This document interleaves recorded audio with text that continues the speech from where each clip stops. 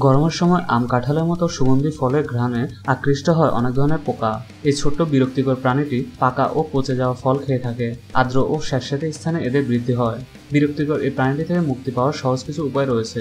একটি পাত্রে 1.5 cup Apple cider vinegar নিয়ে হালকা তাপ দিয়ে এর সাথে 1 থেকে 2 ফোঁটা ডিশওয়াশিং লিকুইড মিশান। এই মিশ্রণটি একটি জারে নিয়ে এর মধ্যে কয়েক টুকরো পাকা ফল রাখুন। জারটির মুখে একটি ফানেল বা চুঙ্গি লাগান আর এই ফানেলটি স্কচ টেপ দিয়ে আটকে দিন। রান্নাঘরের কোনায় বা যেখানে মাছির উপদ্রব বেশি সেখানে এটি রাখুন। ফ্রুট ফ্লাই বা এসব পোকা ফার্মেন্টেশনের গন্ধ সহ্য করতে পারে না। অ্যাপেল সাইডার ভিনেগার যেহেতু ফার্মেন্টেড লিকুইড, তাই মাছি এর মধ্যে ডুবে যায়। পাকা ফল মাছিকে আকর্ষণ করে। ডিশওয়াশিং লিকুইড ভিনেগারের পৃষ্ঠর টান কমায়, ফলে মাছি তরলের মধ্যে পড়ে যায়। ফানেলটি মাছিকে বের হয়ে আসতে দ্বিধাগ্রস্ত করবে এবং মাছি এর থেকে বের হয়ে আসতে পারবে না। এটি সবচেয়ে ভালো একটি উপায়। মাছি পুদিনা পাতার গন্ধ সহ্য করতে পারে না, তাই আপনার ঘরে একটি পুদিনা পাতার গাছ রাখুন, যার ফলে ফলের মধ্যে মাছি বসবে না।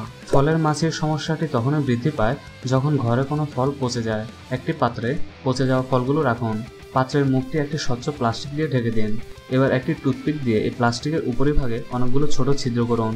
আপনার ঘরের যে স্থানটিতে মাছির উপদ্রব বেশি সেখানে পাত্রটি রাখুন। মাছি ফলের গন্ধে আকৃষ্ট হয়ে প্লাস্টিকের ছোট ছিদ্র দিয়ে ভেতরে প্রবেশ করলেও আর সহজে বের হতে পারবে না। একটি সসপ্যানে দুধ নিয়ে তার মধ্যে চিনি এবং মরিচের গুঁড়ো ভালো করে মিশিয়ে নিন।